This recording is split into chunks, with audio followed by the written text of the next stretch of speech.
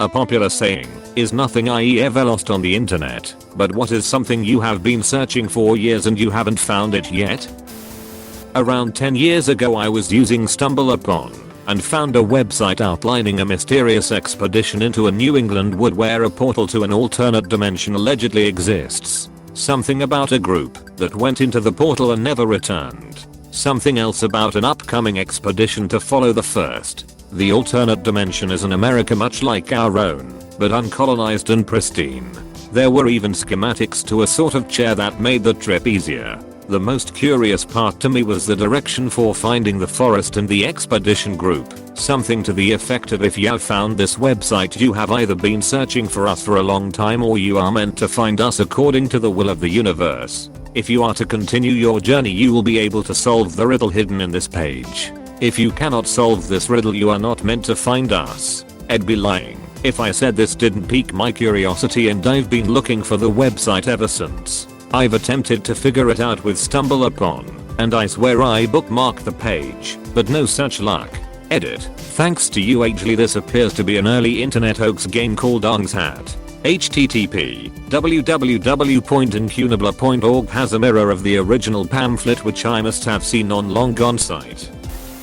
The night that Tony Hawk did the first 900 back at the 99X games, they played a music video like thing with feed as the perfect day showing all his misses, and then finally the hit. It basically doesn't exist and it bothers me. A quote from a book, maybe Lundy Bancroft, about how to get a friend out of an abusive relationship. I want the original source. I believe it was in a Q&A format that ran a bit like this in ideas, but not phrasing. Q. My friend is in an abusive relationship, but she won't allow us to help her leave it.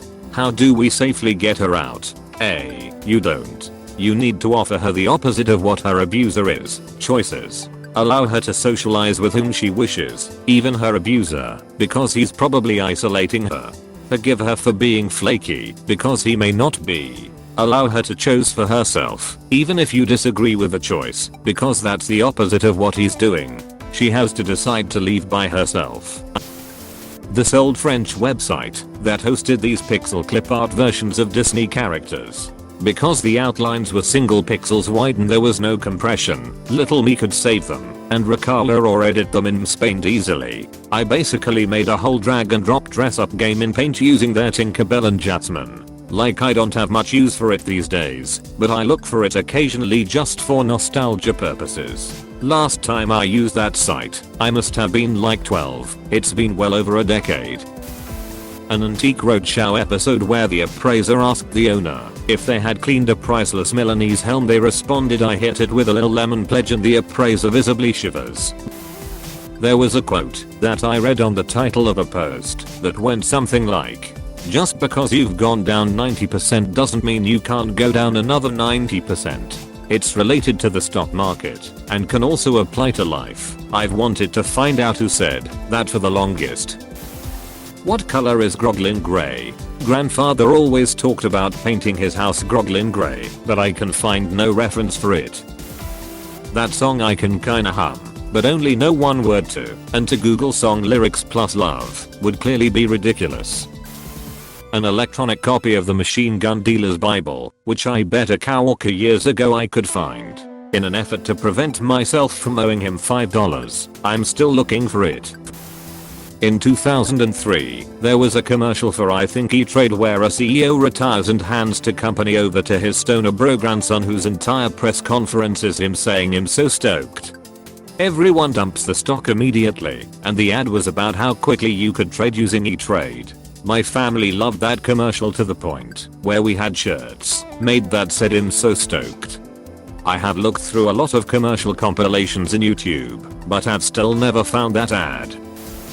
Around 1999 I had borrowed a digital camera from school and took a lot of pictures of friends and stuff. It was back when people really didn't carry around cameras except for special activities. I remember uploading them to my brother's university Unix shell account to share with some people, but when he graduated and that account closed I lost access and didn't have any backups. Really wish I still had those photos.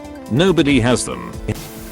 I spent about 10 years searching for a woman I went to university with. I lived with her for 2 years and we were good friends.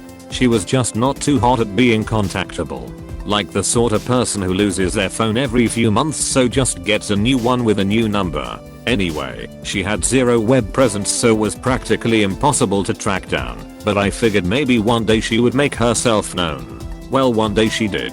Turns out she got married and had a young kid and lived about 3 hours away. We spoke on Facebook for quite a while and I thought I'd see if she wanted to meet up sometime.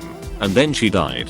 It turns out she just made a Facebook profile to contact her old friends one last time and see how they were doing. She never even told me she was ill. Sometimes she pops up in my dreams and we have a chat there.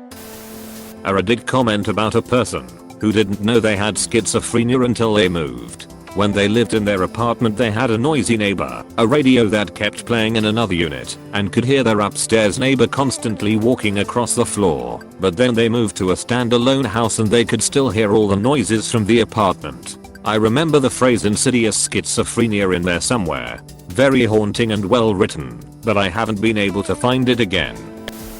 All the City Fruity Loops music I made in my early 20s that was on MySpace. There was this game on Windows 3.1 similar to the board game Life.